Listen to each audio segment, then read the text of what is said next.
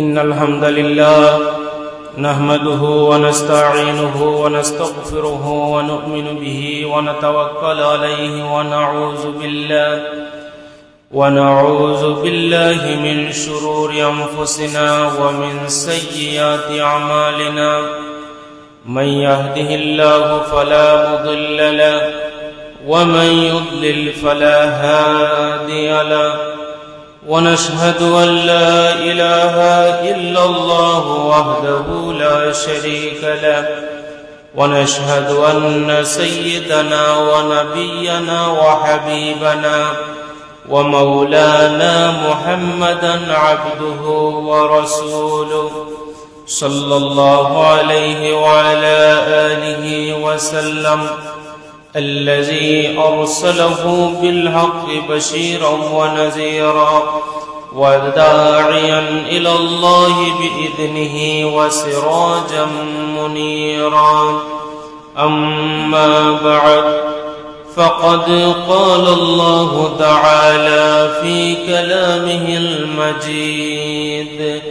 أعوذ بالله من الشيطان الرجيم بسم الله الرحمن الرحيم قل إن كنتم تحبون الله فاتبعوني يحببكم الله ويغفر لكم ذنوبكم والله غفور رحيم إن الله وملائكته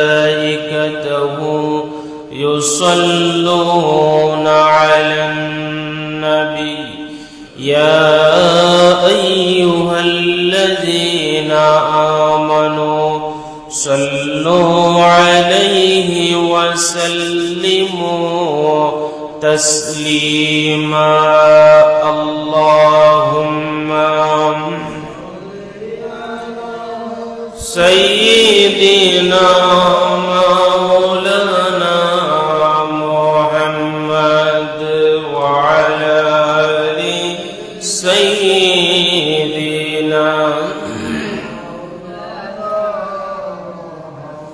اللهم صل على سيدنا مولانا محمد وعلى آل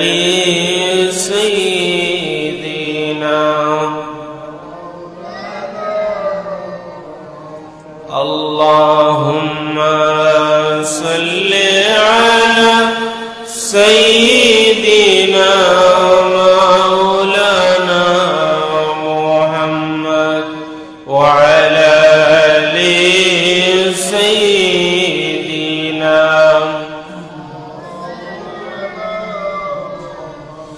بلغ العلا بكماله كشف الدجى بجماله حسنت جميع خصاله صلوا عليه بلغ العلا بكماله كشف الدجى بجماله حسنت جميع خصاله صلوا عليه সম্মানিত মুসল্লিয়ানে কাওম মহান আল্লাহ রাব্বুল আলামিনের দরবারে প্রাণ খুলে শুকরিয়া আদায় করছি যে আল্লাহ রাব্বুল আলামিন আমাকে আপনাকে আজকের এই মহতি দিন আল্লাহ রাব্বুল আলামিনের খানায়ে কাবার টুকরা মসজিদে এসে বসার তৌফিক দান করেছেন। আমরা সকলে অন্তরের অন্তঃস্থল থেকে শ্রদ্ধা ভক্তির সাথে কালিমাতুশ শুকর উচ্চারণ করে বলছি আলহামদুলিল্লাহ।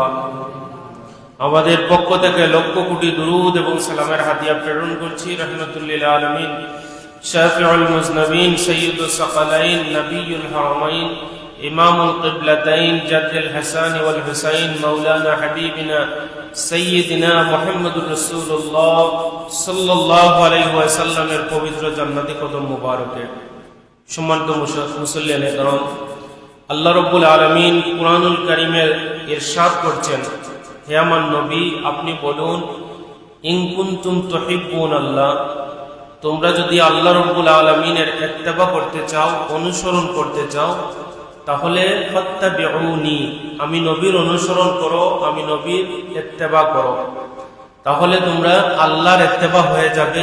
আর ইউহিব্বুকুমুল্লাহ, তোমাদেরকে আল্লাহ রাব্বুল আলামিন ভালোবেসে ফেলবেন, তোমরা মুত্তাকি হবে, তোমরা মুহসিনিন হবে, তোমরা জান্নাতি হবে। এবং ওয়াগফির লাকুম যুনুবাকুম, তোমরা যদি নবীর যথাযথ অনুকরণ করতে পারো, তাহলে আল্লাহ রাব্বুল আলামিন তোমাদের মাফ করে দিবেন। ওয়াগফির লাকুম যুনুবাকুম, আল্লাহ রাব্বুল আলামিন তোমাদেরকে মাফ করে দিবেন। তাহলে আল্লাহ রাসূল সাল্লাল্লাহু আলাইহি ওয়াসাল্লামকে বাদ দিয়ে আমাদের কোনো কিছু করার কোনো সুযোগ নাই। একজন মানুষ যদি আল্লাহ রাব্বুল আলামিনকে বাদ দিয়ে, নবী করিম সাল্লাল্লাহু আলাইহি ওয়াসাল্লামকে বাদ দিয়ে যদি আল্লাহ রাব্বুল আলামিনকে অনুসরণ করতে চায়, আল্লাহ রাব্বুল আলামিনকে পেতে চায়, তাহলে সে কোনোদিন আল্লাহ রাব্বুল আলামিনকে পাবে না, বরং সে গুমরাহ হয়ে যাবে, বরং সে তৃতীয়বাদে বিশ্বাসী হয়ে যাবে, বরং সে গডে বিশ্বাসী হয়ে যাবে, বিভিন্ন উপাস্যের বিশ্বাসী সে হয়ে যাবে। কারণ সে আল্লাহকে চিনার মাধ্যম হিসাবে নবী করিম সাল্লাল্লাহু আলাইহি ওয়াসাল্লামকে সে অনুসরণ করে নাই, অনুকরণ করে নাই। নবী করিম সাল্লাল্লাহু আলাইহি ওয়াসাল্লামের অনুসরণ ইত্তেবা হচ্ছে আল্লাহ রাব্বুল আলামিনকে পাওয়ার মূল রাস্তা, এর বাইরে আর কোনো রাস্তা নাই। কারণ একজন মানুষ যখন সে আকাশকে চিন্তা করবে, তখন সে যদি নবী সম্পর্কে তার ধারণা না থাকে, নবী আমাদেরকে আসমান সম্পর্কে কি আকীদা দিয়েছেন, কি বিশ্বাস দিয়েছেন, ওই বিশ্বাসটুকু যদি না থাকে, এক সময় বলতে বলতে সে বলে ফেলবে আকাশ আমাদের প্রভু, নাউজুবিল্লাহ। সে বলবে চন্দ্র তার প্রভু, গ্রহ তার প্রভু, সে বলবে সূর্য তার প্রভু। এই সমস্ত প্রকৃতি পূজা করে সে বেঈমান হয়ে যাবে, সে নাফরমান হয়ে যাবে, সে একেবারে নিকৃষ্ট থেকে নিকৃষ্ট হয়ে যাবে। আর একজন মানুষ যখন নবী করিম সাল্লাল্লাহু আলাইহি ওয়াসাল্লামের অনুকরণ করে ওই জিনিসের চিন্তা করবে, তখন তার উপলব্ধি এটা আসবে যে তিনি কোন সত্তা, যিনি বিনা ত্রুটিতে এই আসমানকে আমাদের মাথার উপর রেখে দিয়েছেন। তখন তার চিন্তা চেতনায় আসবে নবীর সেই শিক্ষা যে বিনা ত্রুটিতে যিনি আমাদের মাথার উপর ছাদের ব্যবস্থা করে দিয়েছেন, তিনি হচ্ছেন আল্লাহ রাব্বুল আলামিন। আমার জীবনের 70 বছর 80 বছর কাটিয়ে দিলাম, কত বিদ্যুৎ বিল আমরা খরচ করেছি, মাস শেষে কত টাকা বিদ্যুৎ বিল আমাদের আসে। আমরা আমাদের জীবনের 70 বছর 80 বছর অতিবাহিত করলাম, আল্লাহ রাব্বুল আলামিন বিনা পয়সায় আমাদেরকে আলোর ব্যবস্থা করলেন। ওইগুলা যখন মুমিনরা উপলব্ধি করে, নবীর শিক্ষা অনুসরণ করে যখন উপলব্ধি করে, তখন সে এই সিদ্ধান্তে উপনীত হয়, এই অনুগ্রহ যিনি করেছেন তিনি হচ্ছেন আমার আল্লাহ সুবহানাহু ওয়া তাআলা। সুবহানাল্লাহ। আল্লাহ রাব্বুল আলামিন এই সৃষ্টির মধ্যে কত রহস্য যে লুকিয়ে রেখেছেন, ওই রহস্যগুলা যদি মানুষ অনুধাবন করে, তাহলে কোনো মানুষ বেঈমান থাকার সুযোগ নাই, কোনো মানুষ কাফের থাকার সুযোগ নাই, কোনো মানুষ মুশরিক থাকার সুযোগ নাই, কোনো মানুষ নাস্তিক থাকার সুযোগ নাই। এত রহস্য আল্লাহ রাব্বুল আলামিন তার সৃষ্টির মধ্যে লুকিয়ে রেখেছেন, যেগুলা আমরা আমাদের চোখ দিয়ে প্রত্যক্ষ করি। সম্মানিত মুসল্লিয়ানে কেরাম, একটু যদি চিন্তা করি, আমার বাড়ির পাশে মাটি, এই মাটির এক পাশে সুপারি গাছ, আরেক পাশে আম গাছ, একই মাটি, আম গাছের স্বাদ আলাদা, কাঁঠাল গাছের স্বাদ আলাদা, সুপারি গাছের স্বাদ আলাদা। আল্লাহ রাব্বুল আলামিন এই যে অনুগ্রহ আমাদের জন্য করে রেখেছেন, চাক্ষুষ্মান যখন এটা দেখে, তখন সে আল্লাহর কুদরতি কদমে সিজদায় লুটিয়ে পড়তে সে আর কালক্ষেপণ করে না। সুবহানাল্লাহ। সম্মানিত মুসল্লিয়ানে কেরাম, আল্লাহ রাব্বুল আলামিন আমাদের কি অনুগ্রহ করেছেন। মাটির নিচে আল্লাহ রাব্বুল আলামিন আমাদের বাঁচার জন্য পানির লেয়ারের ব্যবস্থা করে দিয়েছেন। সুবহানাল্লাহ। এই জন্য আমাদের যখন দিন শেষ হয়, আবার রাত আসে, রাত আসার পর আমাকে এত সুন্দর ঘুম পাড়িয়ে দিয়েছেন, এই চিন্তাতে যদি আপনি করেন, আপনার ঘুমের নিয়ামতের কথা যদি চিন্তা করেন, তাহলে আপনার পক্ষে দ্বীন ইসলাম মানা সহজ হয়ে যায়। এই যে মানুষের মধ্যে একটা চিন্তা চেতনা যিনি জাগ্রত করে দিয়েছেন, তিনি হচ্ছেন মুহাম্মদুর রাসূলুল্লাহ সাল্লাল্লাহু আলাইহি ওয়াসাল্লাম। সম্মানিত সুধী, আমি যখন আমার চুলার মধ্যে আগুন দেই, তখন সাপের ফনার মতো দাউ দাউ করে যে আগুন উঠে, এই আগুন কে তুলে দিচ্ছেন? আল্লাহ রাব্বুল আলামিন। আল্লাহ রাব্বুল আলামিন কুরআনুল কারীমের মধ্যে ইরশাদ করছেন, আফরাআইতুমুন নার আল্লাতী তুরুন, তোমরা কি দেখো না আল্লাহ রাব্বুল আলামিন কিভাবে এই আগুনকে সাপের ফনার মতো উত্থিত করেন। সুবহানাল্লাহ। তাহলে আমাদের চিন্তা চেতনার মধ্যে এই চিন্তা চেতনা যিনি জাগ্রত করে দিয়েছেন, তিনি হচ্ছেন মুহাম্মদুর রাসূলুল্লাহ। কারণ যেই সময় আল্লাহ রাসূল সাল্লাল্লাহু আলাইহি ওয়াসাল্লাম এই পৃথিবীতে তাশরীফ এনেছিলেন, মানুষের ধারণা ছিল জন্ম এবং মৃত্যু, এর মধ্যে আমাদের জীবন, জন্ম মৃত্যু ছাড়া আমাদের আর কিচ্ছু নাই। আমরা জন্মগ্রহণ করেছি, আমরা মৃত্যুবরণ করব, এর বাইরে আমাদের কিচ্ছু নাই। কিন্তু নবী করিম সাল্লাল্লাহু আলাইহি ওয়াসাল্লাম এই পৃথিবীতে আসার পর মানুষের মধ্যে এই বিশ্বাস, এই আকীদা পৌঁছে দিলেন, এই আকীদা বদ্ধমূল করে দিলেন যে না, আমাদের এই জীবনের পর আরেকটা জীবন আছে, অনন্ত জীবন আছে, তার নাম হচ্ছে আখিরাত। এই আখিরাতের জন্য এই চিন্তাগুলি উপলব্ধি করে আমাদের পাতেও সংগ্রহ করতে হবে। এই জন্য আল্লাহ রাব্বুল আলামিন নবীর ভাষাকে কুরআনুল কারীমের মধ্যে এইভাবে তুলে ধরেছেন, যখন নাস্তিকবাদীদের সামনে এই সমস্ত উপলব্ধি তুলে ধরলেন, তখন তারা নবী করিম সাল্লাল্লাহু আলাইহি ওয়াসাল্লামের এই কথা ডিনাই করে তারা বলল, ক্বালু মা হিয়া ইল্লা হায়াতুনা দুনিয়া নামুতু ওয়া নাহইয়া ওয়া মা ইউবলিসুনা ইল্লা দাহর। তারা আল্লাহ রাসূলকে বলতে লাগলো, এই দুনিয়া হচ্ছে জন্ম এবং মৃত্যুর জায়গা, আমরা কিছু সময়ের জন্য, সার্টেন টাইমের জন্য এই পৃথিবীতে এসেছি, আবার আমরা চলে যাব, আখিরাত বলতে কোনো কিছু নাই। আমার নবী করিম সাল্লাল্লাহু আলাইহি ওয়াসাল্লাম যখন বুঝতে পারলেন এই মানুষগুলার মধ্যে যতক্ষণ পর্যন্ত আল্লাহ রাব্বুল আলামিনের ভয় ঢুকানো যাবে না, আল্লাহ রাব্বুল আলামিনের ধারণা ঢুকানো যাবে না, ততক্ষণ পর্যন্ত ওই মানুষগুলা আল্লাহর দিকে ফিরে আসবে না। এই জন্য আল্লাহ রাব্বুল আলামিনের ভাষায় তাদের সামনে এই প্রতিবাদ করলেন আমার রাসূল সাল্লাল্লাহু আলাইহি ওয়াসাল্লাম। তিনি বললেন, আল্লাহু লা ইলাহা ইল্লাহু লা ইয়াজমা'আন্নাকুম ইলা ইয়াউমিল কিয়ামাতি লা রাইবা ফীহ। আল্লাহ রাব্বুল আলামিন ওই নাস্তিকবাদ, ওই কাফির মুরতাদদের বললেন, তোমরা যে আকীদা পোষণ করছো এই আকীদাটা সঠিক নয়, বরং আল্লাহ হচ্ছেন এমন এক ইলাহ, এমন এক সত্তা, তিনি ছাড়া কোনো ইলাহ নাই, আর তিনি তোমাদেরকে অবশ্যই কিয়ামতের ময়দানে একত্রিত করবেন, অবশ্যই কিয়ামতের ময়দানে তোমাদেরকে জিজ্ঞাসিত করতে হবে, অবশ্যই তোমাদেরকে আল্লাহ রাব্বুল আলামিন কিয়ামতের ময়দানে জিজ্ঞাসিত করবেন, তিনি ছাড়া কোনো ইলাহ নাই।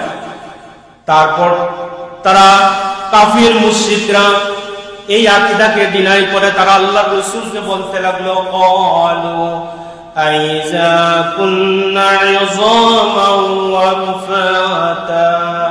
তারা আল্লাহর হাবিবকে বলল যে আমরা এটা বিশ্বাস করতে পারি না, দুনিয়া থেকে আমরা যখন চলে যাব আবার আল্লাহ রাব্বুল আলামিন আমাদেরকে জীবিত করবেন, এটা আমরা বিশ্বাসই করতে পারি না, এটা আমাদের চিন্তায় আসে না, এটা আমাদের ধারণার মধ্যেও এটা আসে না। তখন আল্লাহর রাসূল কোরআনের ভাষায় তাদেরকে বুঝিয়ে দিলেন, قد علمنا ما تنقص الأرض منهم وعندنا كتاب حفيظ। তখন আল্লাহ রাসূল সাল্লাল্লাহু আলাইহি ওয়াসাল্লাম তাদেরকে বললেন, তোমরা এই পৃথিবীর মধ্যে যত কাজ করো না কেন, সব কাজের অডিও এবং ভিডিও যা রেকর্ড রয়েছে সব কিছু আল্লাহ রাব্বুল আলামিন করে রাখেন।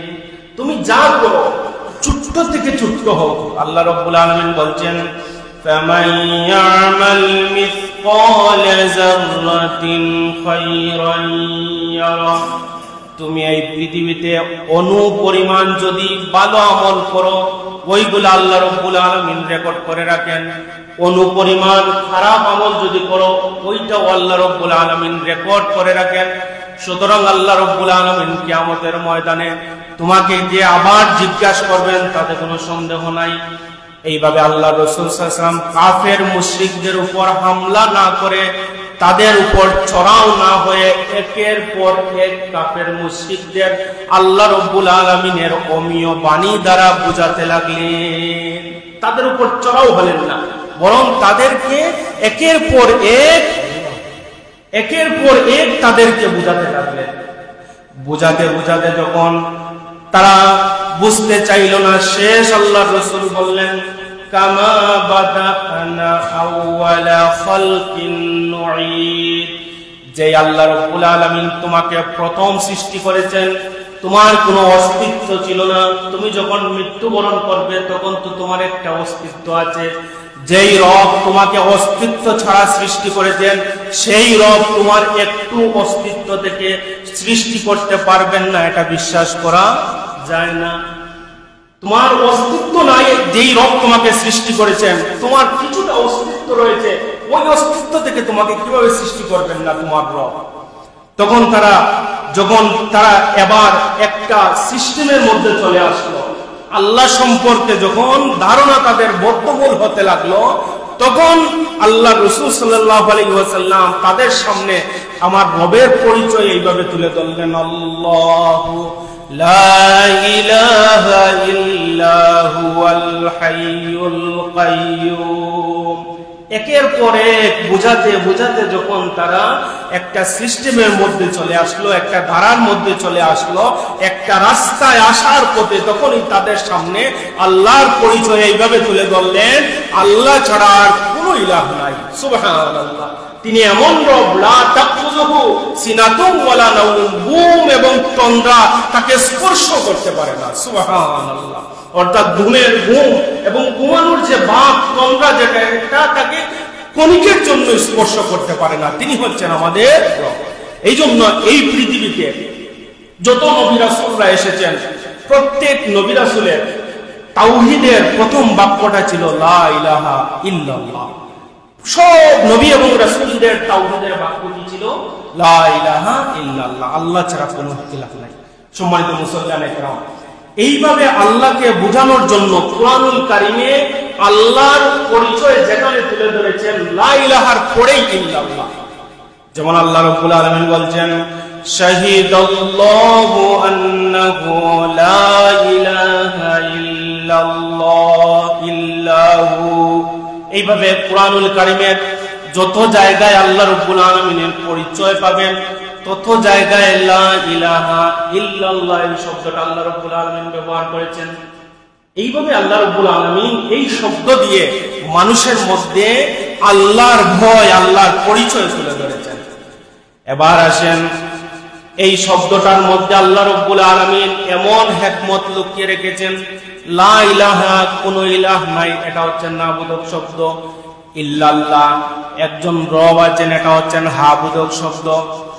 একটা হচ্ছে নেগেটিভ শব্দ, আর একটা হচ্ছে পজিটিভ শব্দ। এই পৃথিবীর মধ্যে আল্লাহ রাব্বুল আলামিন যত কিছু সৃষ্টি করেছেন, আল্লাহর সৃষ্টির মধ্যে যা কিছু রয়েছে, সব সৃষ্টির মধ্যে আল্লাহ রাব্বুল আলামিন এই নেগেটিভ এবং পজিটিভ আল্লাহ রাব্বুল আলামিন রেখে দিয়েছেন। আমরা যদি সামান্য বিদ্যুতের কথা চিন্তা করি, একটা হচ্ছে নেগেটিভ আর একটা হচ্ছে পজিটিভ, দুটো যখন একত্রিত করে আমরা লাইট জ্বালাই তখন আলোকিত হয়ে যায়। ঠিক এইভাবে একজন মানুষ যখন লা ইলাহা ইল্লাল্লাহকে বদ্ধমূল ধারণ করে তার কলবের মধ্যে, সিনার মধ্যে ধারণ করতে পারে, তখন আল্লাহ রাব্বুল আলামিন তার হৃদয়ের মধ্যে ঈমানের আলোকে আলোকিত করে দেন। ঈমানের আলো আল্লাহ রাব্বুল আলামিন তার হৃদয়ের মধ্যে জ্বালিয়ে দেন। যখন একজন মানুষ লা ইলাহা ইল্লাল্লাহর উপর যদি অটুট অবিচল যদি কোনো মানুষ থাকে। এই জন্য এই পৃথিবীতে যত নবী এবং রাসূলরা এই তাওহীদের বাণী প্রচার করতেছিলেন, তখনই তাদের উপর নির্যাতন নিপীড়ন এসেছে। আমার নবীর উপরও ঠিক এইভাবে অমানবিক নির্যাতনের স্ট্রিম রুলার চলল। আল্লাহ রাসূল সাল্লাল্লাহু আলাইহি ওয়াসাল্লাম যখন দাওয়াতি মিশন শুরু করলেন, মক্কার জীবনে শিয়াবে আবু তালিবে আল্লাহ রাসূল সাল্লাল্লাহু আলাইহি ওয়াসাল্লাম এবং তার পরিবার পরিজন সবাইকে নির্বাসিত করে দেওয়া হলো। এমন নির্বাচন করা হলো, আল্লাহ রাসূল সাল্লাল্লাহু আলাইহি ওয়াসাল্লামকে 3টা বছর ওই জায়গায় নির্বাসিত করে রাখা হলো। মানুষের সাথে লেনদেন বন্ধ করে দেওয়া হলো, খাবার দাবার বন্ধ করে দেওয়া হলো, কথাবার্তা বন্ধ করে দেওয়া হলো, সামাজিক লেনদেন অর্থনৈতিক যা কিছু আছে সবকিছু বিচ্ছিন্ন করে দেওয়া হলো। 3টা বছর আমার নবী তার সঙ্গী সাথীদের নিয়ে তো কষ্ট করেছেন, খাবার শেষ হয়ে গিয়েছে, গাছের শুকনো বাকল সাহাবায়ে কেরাম এবং আল্লাহর রাসূল বক্ষণ করেছেন, এত কষ্ট করেছেন। এক সময় যখন খাবারের অভাব, খাবার নাই, কিচ্ছু নাই, তখন তাদের সিরাত গ্রন্থের মধ্যে পাওয়া যায় এই সাহাবায়ে কেরামদের যে পায়খানা এটা ছাগলের বলির মতো হয়ে গিয়েছিল, এত কষ্ট করেছেন তারা। এই কষ্টের মাধ্যমে দ্বীন ইসলামকে এই পৃথিবীতে প্রতিষ্ঠিত করেছেন, শুধুমাত্র লা ইলাহা ইল্লাল্লাহ পৃথিবীতে প্রতিষ্ঠিত করার জন্য এত ত্যাগ, এত নির্যাতন তারা সহ্য করেছেন, যার কারণে ইসলাম আজ বিশ্বের বুকে মাথা উঁচু করে দাঁড়িয়ে আছে। এবং কিয়ামতের আগে ইমাম মাহদী আলাইহিস সালাম যখন আসবেন, গোটা পৃথিবীতে ইসলামী হুকুমত এক বাক্যে কায়েম হয়ে যাবে। সুবহানাল্লাহ। এই দাওয়াত দেওয়ার জন্য পৃথিবীতে যেভাবে নবী রাসূলগণ এসেছেন, ঠিক সেইভাবে হযরত মূসা আলাইহিস সালাম গিয়েছিলেন ফিরআউনের কাছে। ফিরআউনের কাছে যখন মূসা আলাইহিস সালাম দাওয়াত দেওয়ার জন্য গেলেন, আল্লাহ রাব্বুল আলামিন মূসাকে বললেন, মূসা তুমি ফিরআউনের কাছে দ্বীন ইসলামের দাওয়াত দিতে যাচ্ছ, কুলু কাওলান লাইয়িনা, তুমি তোমার গরম মেজাজ নিয়ে ফিরআউনের কাছে যাবে না, বরং নরম ভাষায় আমি রবের প্রচার ফিরআউনের কাছে তুমি করবে। সম্মানিত শুনি, এইভাবে ইব্রাহিম আলাইহিস সালাম এই তাওহীদের কথা বোঝানোর জন্য নমরুদের কাছে গিয়েছিলেন। ঠিক সেইভাবে আমাদের এই উপমহাদেশে অসংখ্য উলামায়ে কেরাম, ওলিয়া উলিয়ারা এসেছেন শুধুমাত্র এই তাওহীদ মানুষের বোঝানোর জন্য। আমাদের এই সিলেটে এসেছেন শুধুমাত্র সিলেটের জন্য নয়, গোটা বাংলাদেশের জন্য। হযরত শাহজালাল মুজাররদে আমনী রাহমাতুল্লাহ আলাইহি যেই সময় এই সমাজে একজন মানুষ, একজন মুসলমান তার সন্তানের আকিকা করতে পারত না, আকিকা করার কারণে বুরহানুদ্দিন রাহিমাহুল্লাহর ছেলেকে টুকরো টুকরো করে দেওয়া হয়েছিল, শহীদ করে দেওয়া হয়েছিল। সেই সমাজে এসেছিলেন শাহজালাল মুজাররদে আমনী রাহমাতুল্লাহ আলাইহি, এসে সেই সমস্ত কুফরি, সেই সমস্ত মূর্তি পূজারীদের ধ্বংস করে তাওহীদের বাণী তিনি সেখানে প্রতিষ্ঠিত করেছেন। যার কারণে আজ আমাদের নামের শুরুতে শ্রী নাই, আমাদের নামের শুরুতে আজকে মুহাম্মদ শব্দটা যুক্ত হয়েছে। সুতরাং আমাদের জীবন বিলিয়ে দিলেও শাহজালাল মুজাররদে আমনী রাহমাতুল্লাহ আলাইহির এই ঋণ আমাদের জন্য পরিশোধ করা সম্ভব হবে না, শোধ করা আমাদের জন্য সম্ভব হবে না। এই জন্য আমরা কৃতজ্ঞ চিত্তে তাদেরকে স্মরণ করব, তাদেরকে অনুসরণ করব। তারা এসেছেন তাওহীদের বাণী, রিসালাতের বাণী উদ্দিন করার জন্য, তারা এসেছেন শিরককে দাফন করার জন্য তারা এসেছেন। তারপরে দেখেন হযরত শাহ মোহাম্মদ বলখি রাহিমাহুল্লাহ, তিনি এসেছেন সেই বগুড়া মহাস্থান করে, এইভাবে দিনের দাওয়াত নিয়ে তারা এসেছেন। এইভাবে এই বাংলাদেশে যখন ইসলামের দাওয়াত এবং ইসলামী হুকুমত যার মাধ্যমে প্রতিষ্ঠিত হয়েছে, এই গোটা বাংলাদেশে লক্ষণ সেনের অত্যাচারে অতিষ্ঠ ছিল গোটা সমাজ। এই লক্ষণ সেনকে 1204 খ্রিস্টাব্দে পরাজিত করে নদিয়া নদী হয়ে যিনি এই দেশে এসে ইসলাম প্রচার করেছিলেন, ইসলামের শুভ সূচনা করেছেন, ইসলামের বাণী প্রচার করেছিলেন, তিনি হচ্ছেন ইখতিয়ারউদ্দিন মুহাম্মদ বিন বখতিয়ার খলজি রাহিমাহুল্লাহ। ঠিক সেইভাবে আল্লাহ রাসূল সাল্লাল্লাহু আলাইহি ওয়াসাল্লাম হিজরতের পরে গোটা বিশ্বব্যাপী যখন ইসলামের প্রচার এবং প্রসার শুরু হলো, তখন সর্বপ্রথম এই ভারতীয় উপমহাদেশে যিনি ইসলামী হুকুমতের দাওয়াত দিয়েছিলেন 634 খ্রিস্টাব্দে, তিনি হচ্ছেন সাইয়্যিদুনা ওমর রাদিয়াল্লাহু তাআলা আনহু। তারপর দ্বিতীয়বার যখন আবার ইসলামী দাওয়াত যিনি এই ভারতীয় উপমহাদেশে দিয়েছিলেন, তিনি হচ্ছেন সাইয়্যিদুনা হযরত উসমান রাদিয়াল্লাহু তাআলা আনহু 644 খ্রিস্টাব্দে। তারপর এই উমাইয়া খলিফা ওয়ালিদ যখন সিংহাসনে অধিষ্ঠিত হলেন 705 খ্রিস্টাব্দে, উনার সেনাপতি মুসা বিন নুসাইর তিনি সমগ্র আফ্রিকায় ইসলামী হুকুমত প্রতিষ্ঠিত করলেন। উনার সেনাপতি তারেক বিন জিয়াদ তিনি স্পেনে ইসলামী হুকুমত প্রতিষ্ঠিত করলেন। তারপরে হাজ্জাজ বিন ইউসুফের জামাতা এই পূর্বাঞ্চলে ইসলামের যিনি প্রচার করেছিলেন, ওনার জামাতা, ওনার নাম ছিল মুহাম্মদ বিন কাসেম। এই মুহাম্মদ বিন কাসেমের মাধ্যমে, সিন্ধু বিজয়ের মাধ্যমে এই ভারতবর্ষে ইসলামী হুকুমত প্রতিষ্ঠিত হয়েছে।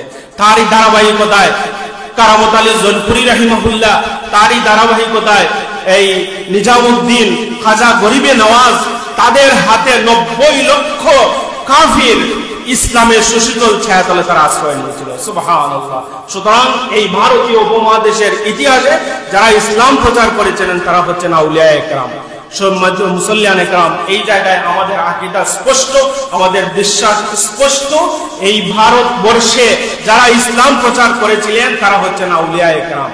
সম্মানিত সুধী, আজকের এই সমাজে আমরা যদি আউলিয়ায়ে কেরামদের কাছ থেকে মানুষকে দূরীভূত করার জন্য বিভিন্ন অজুহাত আমরা দেখাই, তাহলে আমরা নিমক হারাম হয়ে যাব। সম্মানিত সুধী, আমি শুরুতে বলেছিলাম এই তাওহীদের প্রচার এবং প্রসারের জন্য এই সমস্ত ওলামায়ে কেরামরা এসেছেন, বেদাতকে নির্মূলে উৎপাদন করার জন্য তারা এসেছেন। তাদের মাজারকে কেন্দ্র করে নাচ গান যারা করবে তারা নিঃসন্দেহে জালিম। যারা পুরুষের নামে মদ জোয়ার আসর বসাবে তারা নিঃসন্দেহে জালিম, তাতে কোনো সন্দেহ নাই। যারা মাজারে সেজদা করবে তারা কোনোদিন আল্লাহর কাছ থেকে মাফ পাবে না যদি আল্লাহ তাদেরকে মাফ করেন। আল্লাহ সব গুনাহ মাফ করেন, কিন্তু শিরকের গুনাহ আল্লাহ রাব্বুল আলামিন যদি চান মাফ করবেন, না হলে আল্লাহ তাআলা মাফ করবেন না। এত ভয়াবহ পাপ এই সমস্ত আউলিয়ায়ে কেরামদের মাজারে যারা করছেন তাদেরকে আমরা ধিক্কার জানাই। এবং আমরা সমাজ ব্যবস্থা, এই গোটা সমাজ ব্যবস্থা এর জন্য দায়ী। কিভাবে দায়ী আমি কয়েকটা কারণ আপনাদের সামনে তুলে ধরি। এদের কাছে আমাদের উচিত ছিল ইসলামের দাওয়াত প্রচার করা, তাদের কাছে উচিত ছিল আমাদের ইসলামের দাওয়াত প্রচার করা, কিন্তু আমরা দাওয়াতের নামে তাবলীগ আমরা করি। এই দেশের অধিকাংশ মসজিদে তাবলীগ হয়, কিন্তু একটা উদাহরণ দেখাতে পারবেন না একটা তাবলীগ জামাতের মানুষ এই সমস্ত মাজারে গিয়ে দ্বীন ইসলামের প্রচার তারা করেছে। কিন্তু তাদের কাজ ছিল মসজিদে যেভাবে দ্বীন ইসলামের প্রচার করা, ঠিক সেইভাবে এই সমস্ত মাজারে ইসলামের প্রচার করা তাদের জন্য উচিত ছিল কি ছিল না বলেন তো? উচিত ছিল। কিন্তু এই কাজটুকু আমরা না করার কারণে, এই কাজটুকু আমরা মুসলমানরা না করার কারণে তাদের আখড়া এইভাবে বিভিন্ন মাজারে হয়েছে। আর এইগুলা উচ্ছেদ করার জন্য আমরা 2 দিনের একটু সুযোগ সুবিধা পেয়ে আমরা মাজার ঘেরাও করে মাজারকে আমরা বিনষ্ট করে দিচ্ছি এবং মানুষের মনে এই আকীদা আনছি যে মাজারে যাওয়া যাবে না। আম পাবলিক যারা, আম মানুষ যারা, তাদের মধ্যে এই চিন্তা চেতনা আসছে এই মাজার মানে হচ্ছে অশ্লীলতার গাড়ি। বলেন না নাউযুবিল্লাহ।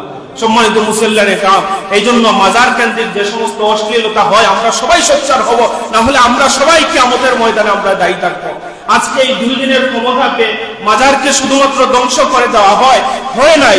মাজার থেকে যেই মানুষটা মৃত্যুবরণ করেছে, মনে করলাম ওই মানুষটা একজন কাফের মৃত্যুবরণ করেছে, ওই মানুষটা অনেক খারাপ ছিল, তার কবর থেকে লাশ তুলে নেওয়া হয়েছে, বস্তায় করে তার লাশটাকে ফেলে দেওয়া হয়েছে, হাড় হাড্ডিগুলা বের করে ওই জায়গায় ফেলে দেওয়া হয়েছে। এইভাবে দ্বীন ইসলাম কোনদিন আল্লাহ রাব্বুল আলামিন এই পৃথিবীতে প্রতিষ্ঠিত করবেন না। দ্বীন ইসলাম প্রতিষ্ঠিত হয়েছে নবী করিম সাল্লাল্লাহু আলাইহি ওয়াসাল্লামের কুলু কাওলান লাইয়িনা, নরম ভাষায় দ্বীন ইসলাম প্রতিষ্ঠিত হয়েছে। সুতরাং আমরা কোন ইসলামের দিকে আমরা ধাবিত হচ্ছি? আমরা আউলিয়ায়ে কেরামদেরকে শ্রদ্ধা করি, তাদেরকে আমরা জিয়ারত করি, তাদের ভণ্ডামির বিরুদ্ধে আমরা সোচ্চার হই, কিন্তু এই নয় যে আউলিয়া কেরামদের মাজারকে আমরা ধ্বংস করে দেব। নাউযুবিল্লাহ মিন যালিক। এই সমস্ত মন মানসিকতা থেকে আমাদেরকে ফিরে আসতে হবে। আমরা বারবার তাদের কাছে যেতে হবে। যেখানে অশ্লীলতা হয়, আমাদের কাছে ক্ষমতা আছে, আমরা তাদের কাছে যাই, তাদের নিকট আমরা দ্বীন ইসলামের প্রচার করি, তাওহীদের প্রচার করি, যেই সিস্টেমে আল্লাহ রাসূল থেকে শাহজালাল মুজাদ্দিদি এমনি রাহমাতুল্লাহ আলাইহি পর্যন্ত এসেছে। যদি দ্বীন ইসলামে এই রকম হিংসাত্মক মনোভাব থাকতো, তাহলে আমি আপনাদেরকে বলেছি ভারতীয় উপমহাদেশে আউলিয়ায়ে কেরামরা শুধুমাত্র মুঘল বংশ যারা, তারা 300 বছর শাসন করেছে। এই 300 বছরের মধ্যে এই ভারতে একটা মন্দিরও খুঁজে পাওয়া যেত না। সম্মানিত মুসল্লিয়ানে কেরাম, এই জন্য আমাদেরকে উপলব্ধি করতে হবে আমরা হুজুগে থাকার কারণে আজকে আমরা একত্রিত হতে পারছি না। আমরা আজকে মন্দির পাহারা দিচ্ছি, অনেক ভালো কাজ আমরা করছি। হিন্দুদের, অমুসলিমদের নিরাপত্তা দেওয়ার দায়িত্ব আমরা সংখ্যাগুরু যারা রয়েছে তাদের দায়িত্ব এমনিতেই বর্তায়। তাদেরকে যেভাবে আমরা নিরাপত্তা দিব, মাজারেও আমরা ঠিক সেইভাবে নিরাপত্তা দিব। এই যে মিলাদুন নবী সাল্লাল্লাহু আলাইহি ওয়াসাল্লামের র্যালিতেও আমরা ঠিক সেইভাবে নিরাপত্তা আমরা দিব। কিন্তু আমরা উল্টো চিত্র আমরা দেখলাম যে আমরা কয়েকদিনের ক্ষমতার সুযোগ আমরা পেয়ে যারা মিলাদুন নবীর জন্য বের হয়েছে তাদের উপর আমরা অতর্কিত হামলা করে আমরা কি বুঝালাম? সম্মানিত মুসল্লিয়ানে কেরাম, মিলাদুন নবীর র্যালির নামে যে সমস্ত বন্ডামি হয় এর সাথে আমাদের কোনো সম্পর্ক নাই। কিন্তু যেই মিলাদুন নবীতে নবী করিম সাল্লাল্লাহু আলাইহি ওয়াসাল্লামের আগমনের স্লোগান গাওয়া হয়, স্তুতি গাওয়া হয়, ওই জায়গায় আক্রমণ করা, এর বিরুদ্ধে কথা বলার দুঃসাহসিকতা আপনাকে কে দিল? সুতরাং মনে রাখবেন, এই সমস্ত জুলমি কর্মকাণ্ড যদি করেন, আল্লাহ এত ঠেকা পড়ে নাই আপনাকে দিয়ে এই দেশে ইসলামী হুকুমত প্রতিষ্ঠিত করবেন। আল্লাহ এত ঠেকা পড়ে নাই। দ্বীন ইসলাম প্রতিষ্ঠিত করার দায়িত্ব আল্লাহ যুগে যুগে আল্লাহ তাআলা নিয়েছেন, যুগে যুগে আউলিয়া কেরামকে আল্লাহ রাব্বুল আলামিন পাঠিয়েছেন। সুতরাং ভিন্ন মত, ভিন্ন দল, ভিন্ন প্রতিবেশী আপনার থাকবে, ভিন্ন ধর্ম আপনার থাকবে, আপনি ক্ষমতা পেয়ে তাদের উপর চড়াও হবেন না। এই ট্র্যাডিশন যেন আমাদের দেশে না আসে, এই ট্র্যাডিশন যেন আমাদের সমাজ ব্যবস্থায় না আসে। যদি আসে তাহলে আল্লাহ রাব্বুল আলামিনের এত ঠেকা পড়ে নাই আমাদেরকে দিয়ে ইসলামী হুকুমত প্রতিষ্ঠিত করবেন। শুধুমাত্র আপনি তকমা দিলেন নবী করিম সাল্লাল্লাহু আলাইহি ওয়াসাল্লামের মিলাদ কি সাহাবায়ে কেরাম করেছেন, মিলাদ কি তাবিন করেছেন, তবে তাবিন করেছেন, এই যদি হয় আপনার দলিল, তাহলে আপনাকে একবার জিজ্ঞেস করি, আল্লাহর রাসূল সাল্লাল্লাহু আলাইহি ওয়াসাল্লামের কোন সাহাবীর যুগে বুখারী শরীফ রচিত হয়েছে বলেন তো একবার? আল্লাহর রাসূল সাল্লাল্লাহু আলাইহি ওয়াসাল্লামের কোন সাহাবী বুখারী শরীফের খতম করেছেন বলেন তো একবার? তার জবাব হবে এটা অত্যন্ত ভালো কাজ, নবীর সরাসরি হাদিস নবীর পরে রচিত হয়েছে ঠিকই, কিন্তু এর বিকল্প পৃথিবীতে আর কিছু নাই। এইভাবে অসংখ্য দলিল দেওয়া যাবে যেগুলো নবীর যুগে ছিল না, তার পরবর্তী যুগে এসেছে, ওলামায়ে কেরামরা সমর্থন করেছেন, এটা দ্বীন ইসলামের মধ্যে এটা ঢুকে গিয়েছে। অথচ আমার নবী করিম সাল্লাল্লাহু আলাইহি ওয়াসাল্লামের মিলাদ নবী প্রতি সপ্তাহে তার নিজের জন্মের শুকরিয়া আদায় করতেন রোজার মাধ্যমে। তিনি একটা জন্তু জবাই করে দিয়ে মানুষকে খাইয়ে তিনি বুঝিয়ে দিয়েছেন আমলের মাধ্যমেও করা যায়, খাওয়ানোর মাধ্যমেও নবীর মিলাদ পালন করা যায়। সম্মানিত শুধু এই জন্য আমাদের জন্মবার্ষিকীর সাথে নবীর জন্মবার্ষিকীতে যদি কেউ মিলায়, সে নিঃসন্দেহে কাফের। কারণ আমার নবী বলেছেন, আইয়ুকুম মিসলি, তোমরা কে আছো আমার মতো? ইউতরিমুনি রাব্বি, আমার রব আমাকে খাওয়ান, আমার রব আমাকে পান করান। সুতরাং এই 2 দিনের ক্ষমতা পেয়ে আল্লাহর ওয়াস্তে ওলি আল্লাহর সাথে বেয়াদবি করবেন না, এই দেশের হক্কানি ওলামায়ে কেরামদের সাথে বেয়াদবি করবেন না। আমরা সবাই মিলে এই দেশের বেদাত, এই দেশের শিরক, এই দেশের যত ভণ্ডামি সেইগুলো আমরা উচ্ছেদ করি। এই জন্য আমরা একে অপরের উপর হাত রাখতে হবে, আমরা ভালোবাসার হস্ত প্রসারিত আমাদের করতে হবে। আপনি বলেন একজন হক্কানি ওলামায়ে কেরাম বলেন, নাম বলেন, যারা তাদের ভিন্ন মতের উপর তারা ছড়াও হয়েছেন, এইরকম কোন ইতিহাস নাই, বরং ভালোবাসা দিয়ে এই পৃথিবীটাকে জয় করে ফেলেছেন। আপনারা এই বরণীর পীর সাহেবকে একটু ফলো করেন, উনি কি কখনো মিলাদুন নবী সাল্লাল্লাহু আলাইহি ওয়াসাল্লামের বিরোধিতা করেছেন? তিনি কোনদিন করেছেন? একটা বক্তব্য আমাকে দেখান তিনি এই বিরোধিতা করেছেন। কিন্তু আপনারা যারা তাকে অনুসরণ করেন, তাকে তো আপনারা মানলেন না। নাম বলা আমার উদ্দেশ্য ছিল না, কিন্তু তার এই ভালো কাজকে আমরা শ্রদ্ধা করি, তাকে একজন হক্কানি পীর হিসাবে আমরা সবাই মানি, কিন্তু এই আকীদাগুলোকে আমরা ধারণ করি না। আমরা গালিগালাজ করতে করতে এমন গালিগালাজ শুরু করেছি, যারাই মিলাদুন নবী পালন করে তাদেরকে বেদাত, তাদেরকে মুশরিক বলা, এই অথরিটি আপনাকে কে দিয়েছে? যেই কাজ নবী করেছেন, যেই কাজ সাহাবায়ে কেরামদের কাছ থেকে পাওয়া যায়, যেই কাজ প্রতিষ্ঠিত একটা আমল, যেই কাজ ইজমা হয়ে গিয়েছে, এই কাজের বিরোধিতা করার দুঃসাহসিকতা আপনাকে কে দিয়েছে? সুতরাং এই জায়গায় আমাদের আকীদা স্পষ্ট, আমার আকীদা স্পষ্ট, এটা আপনি মৃত্যু অবধি পর্যন্ত মিলাদ করেন না, কিয়ামতের ময়দানে আল্লাহ তাআলা আপনাকে জিজ্ঞেস করবেন না। কিন্তু এটাকে অস্বীকার করা, গালাগালি করা যদি করেন আপনি, তাহলে কিয়ামতের ময়দানে আল্লাহর কাঠগড়ায় আপনাকে দাঁড়াতে হবে। সম্মানিত শুধু আমার নবীর চরিত্র কেমন ছিল? নবীর সামনে একটা ইহুদির লাশ যাচ্ছে, নবী দাঁড়িয়ে গেলেন, সাহাবায়ে কেরামও দাঁড়িয়ে গেলেন। সাহাবায়ে কেরাম এই লাশ দেওয়ার পর রাসূল বসে গেলেন। সাহাবায়ে কেরামরা বললেন, ইয়া রাসূলুল্লাহ, হাযা মাইয়িতুল ইয়াহুদ, ইহুদির লাশ আপনি কেন দাঁড়ালেন?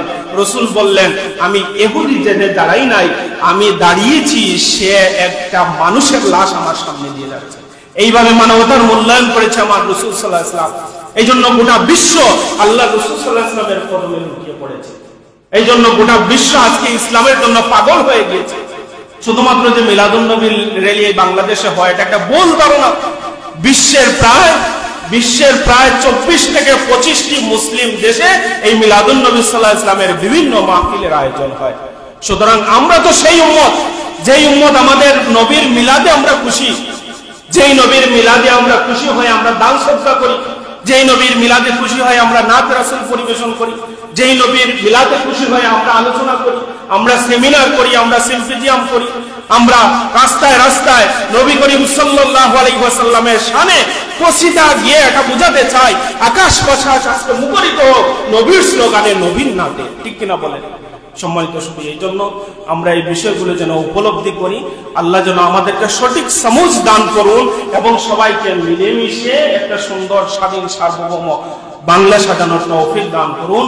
ওয়া আখিরু দাওয়ানা আলহামদুলিল্লাহি রাব্বিল আলামিন। সাল্লাল্লাহু আলা সাইয়্যিদিনা ওয়া মাওলানা মুহাম্মদ ওয়া আলা আলিহি ওয়া আসহাবিহি ওয়া সাল্লাম। আল্লাহুম্মা আমিন।